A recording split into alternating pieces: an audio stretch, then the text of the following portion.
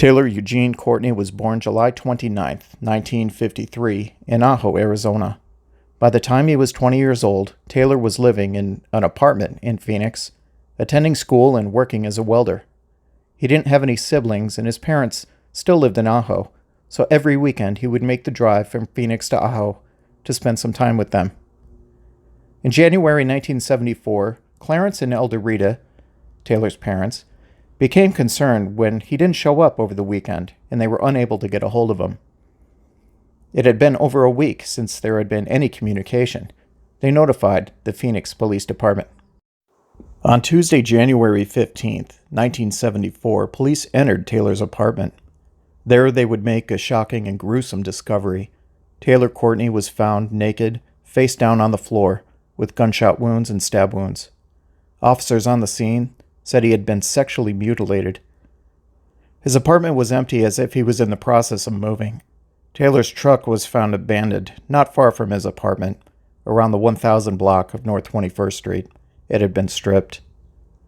An autopsy would determine Taylor had been dead for about a week. Police had no leads and no suspects, but they were able to get a fingerprint from the scene. Taylor's parents said they had no idea who would want to harm their son. They confirmed that he was in the process of moving at the time of his murder. With the investigation stalling, Clarence and Elder Rita put up a reward of their own money, $5,000 for information. Clarence said, "I don't really care about seeing the person executed. I only wish to see him convicted." 4 years later, in July 1977, Larry Lavelle Gibson, age 26, was sentenced to 35 years in a Mississippi prison for armed robbery and grand larceny. He was released after serving 17 years, and he would remain in Mississippi, staying in Hattiesburg. A few years later, on June 22, 1996, Gibson, now 45, was arrested at his home on suspicion of first-degree murder in the death of Taylor Courtney. By this time, there was a fingerprint database, and Phoenix police had revisited the cold case and ran the fingerprint found at the crime scene through the database and found a match. Larry Gibson was extradited back to Phoenix to stand trial. Police discovered that Taylor Courtney and Larry Gibson knew each other, and both grew up in Ajo, going to the same high school. During the trial, details of the murder came to light. Taylor Courtney had been shot 3 times in the head, stabbed 6 times in the back and chest, and his genitals had been sliced off, were missing, and never found. At the time of the trial, jurors were not allowed to hear the testimony that Gibson was a jealous, violent man who may have killed Taylor Courtney because he thought he was having an affair with his estranged wife, Elena Bennett. They were also not allowed to hear about his criminal record or that he had assaulted the boyfriend of his second estranged wife, Yvonne Ashurst. Aside the fingerprint, though, it was a testimony of Elena Bennett that would solidify his guilt. On the stand, she described him as a jealous, violent, and vindictive person.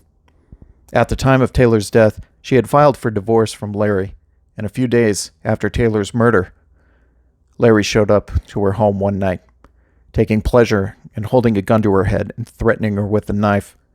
He then raped her. Before he left, he gave her a package. With an evil smirk on his face, he told her that it contained chicken innards and to put it in the freezer. After he left, Elena opened the package, and to her shock, horror, and disgust, she saw what contained a penis and testicles.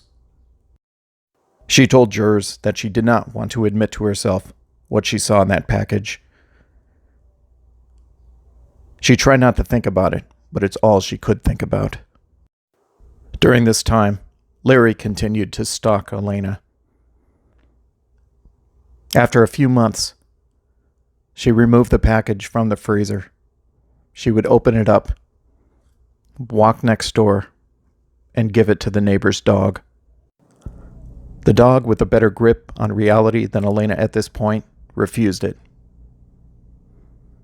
Elena would take the package and throw it in an incinerator. Larry Gibson asked her about the package, and when she told him that she had destroyed it, he left her alone. Elena broke down several times while on the stand.